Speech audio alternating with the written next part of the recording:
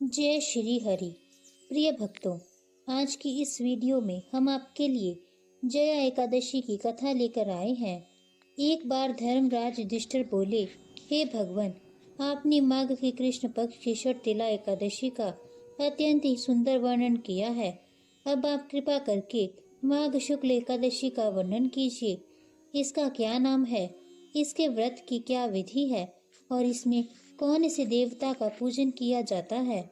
तब श्री कृष्ण कहने लगे कि हे राजन, इस एकादशी का नाम जया एकादशी है।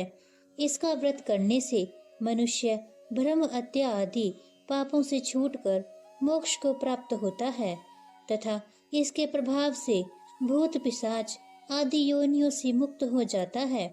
इस व्रत को विधि पूर्वक करना चाहिए। अब मैं तुमसे पद्म पुराण में वर्णित इसकी महिमा की एक कथा सुनाता हूँ। देवराज इंद्र स्वर्ग में राज करते थे और अन्य सब देवगण सुख पूर्वक स्वर्ग में रहते थे। एक समय इंद्र अपनी इच्छा अनुसार नंदन वन में अप्सराओं के साथ विहार कर रहे थे और गंधर्व गान कर रहे थे। उन गंधर्वों में प्रसिद्ध पुष्पदंत तथा उसकी कन्या पुष्पवती और चित्रसेन तथा उसकी स्त्री मालिनी भी उपस्थित थे। साथ ही मालिनी का पुत्र पुष्पवान और उसका पुत्र माल्यवान भी उपस्थित थे। पुष्पवती गंधर्व कन्या माल्यवान को देखकर उस पर मोहित हो गई और माल्यवान पर काम बाण चलाने लगी। उसने अपने रूप लावण्य और हाव भाव से माल्यवान को वश में कर लिया। हे राजन, वह पुष्पवती अत्यंत ही सुंदर थी। अब वे इंद्र को प्रसन्न करने के लिए गान करने लगे, परंतु परस्पर मोहित हो जाने के कारण उनका चित्त भ्रमित हो गया था। इनके ठीक प्रकार ना गाने तथा स्वर ताल ठीक नहीं होने से इंद्र इनके प्रेम को समझ गया और उन्होंने इसमें अपमान समझकर उनको शाप दे दिया। इंद्र ने कहा, हे मूर्खों, तुमने मेरी आज्ञा का उल्लंघन किया है, इसलिए तुम्हारा धिक्कार है। अब तुम दोनों स्त्री पुरुष के रूप में मृत्युलोक में जाकर पिशाच रूप धारण करो और अपने कर्म का फल भोगो। इंद्र का ऐसा शाप सुनकर वे अत्यंत दुखी हुए और हिमालय पर्वत पर दुख पूर्वक अपना जीवन व्यतीत करने लगे। उन्हें गंध रस तथा स्पर्श आदि का कुछ भी ज्ञान नहीं था। वहां उनको महान दुख मिल रहे थे। उन्हें एक क्षण के लिए भी निंद्रा नहीं आती थी। उस जगह अत्यंत शीत था, इससे उनके रोंगटे खड़े रहते और मारे शीत के दांत बजते रहते। एक दिन पिशाच ने अपनी स्त्री से कहा कि पिछले जन्म में हमने ऐसे कौन से पाप किए थे जिससे हमको यह दुखदायी पिशाच योनि प्राप्त हुई। इस पिशाच योनि से तो नरक के दुख सहना ही उत्तम है, अतः हमें अब किसी प्रकार का पाप नहीं करना चाहिए। इस प्रकार विचार करते हुए वे अपने दिन व्यतीत कर रहे थे।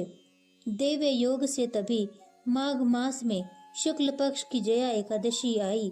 उस दिन उन्होंने कुछ भी भोजन नहीं किया और न ही कोई पाप कर्म किया, केवल फल फूल खाकर ही दिन व्यतीत किया और सायंकाल के समय महान दुख से पीपल के वृक्ष के नीचे बैठ गए। उस समय सूर्य भगवान अस्त हो रहे थे। उस रात को अत्यंत ही ठंड थी, इस कारण वे दोनों शीत के मारे अति दुखित होकर मृतक के समान आपस में चिपटे हुए पड़े थे। उस रात्रि को उनको निंद्रा भी नहीं आई। हे राजन, जया एकादशी के उपवास और रात्रि के जागरण से दूसरे दिन प्रभात होते ही उनकी पिशाच योनि छूट गई। अत्यंत सुंदर गंधर्व और अप्सरा की देह धारण कर सुंदर वस्त्राभूषणों से अलंकृत होकर उन्होंने स्वर्ग लोक को प्रस्थान किया। उस समय आकाश में देवता उनकी स्तुति करते हुए पुष्प वर्षा करने लगे। स्वर्ग लोक में जाकर इन दोनों ने देवराज इंद्र को प्रणाम किया।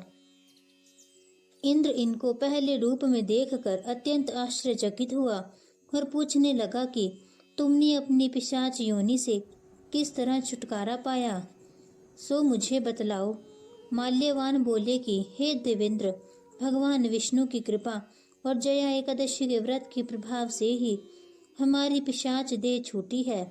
तब इंद्र बोले कि हे माल्यवान, भगवान की कृपा और एकादशी का व्रत करने से न केवल तुम्हारी पिशाच योनि छूट गई, वरन हम लोगों के भी वंदनीय हो गए, क्योंकि विष्णु और शिव के भक्त हम लोगों के वंदनीय हैं।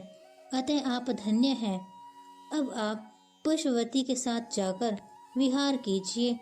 श्री कृष्ण कहने लगे कि हे राजा युधिष्ठिर, इस तरह जया एकादशी के व्रत से बुरी योनि छूट जाती है। जिस मनुष्य ने इस एकादशी का व्रत किया है, उसने मानो सब यज्ञ जप दान आदि कर लिए हैं। जो मनुष्य जया एकादशी का व्रत करते हैं, वे अवश्य ही 1000 वर्ष तक स्वर्ग में वास करते हैं। अब सुनते हैं भगवान विष्णु की एक अन्य कथा। पौराणिक कथा के अनुसार एक बार श्री हरि पृथ्वी भ्रमण पर निकले थे। तब देवी लक्ष्मी ने उनसे कहा कि वह भी उनके साथ जाना चाहती है।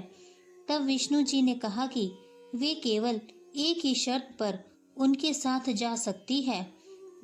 तब लक्ष्मी जी ने शर्त पूछी तो विष्णु जी ने कहा कि पृथ्वी पर चाहे कैसी भी परिस्थिति आए, उन्हें उत्तर दिशा की ओर नहीं देखना है। लक्ष्मी जी ने शर्त को स्वीकार कर लिया और श्री हरि के साथ चली गई। दोनों धरती पर घूम रहे थे। देवी की नजर उत्तर दिशा में पड़ी। वहां इतनी हरियाली थी कि देवी लक्ष्मी बगीचे की ओर चल पड़ी।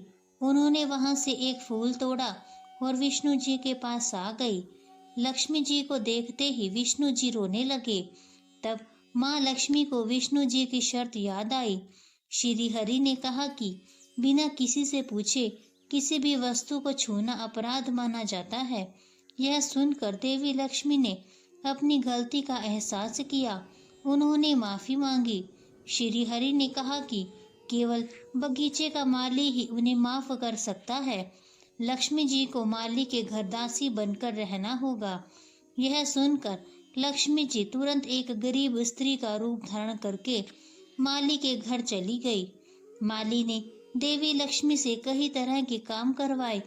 जब माली को पता चला कि वह तो माँ लक्ष्मी है, तो वह रोने लगा।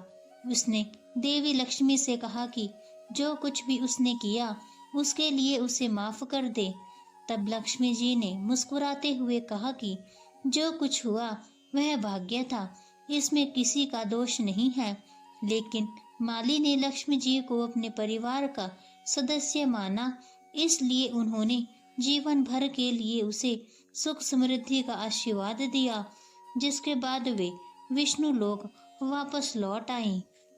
इसी के साथ जया एकादशी की कथा समाप्त होती है। अगर आपको आज की यह वीडियो पसंद आई हो तो कमेंट्स में जय श्री लक्ष्मी नारायण की जरूर लिखें और मेरे चैनल को सब्सक्राइब भी जरूर कीजिएगा। धन्यवाद।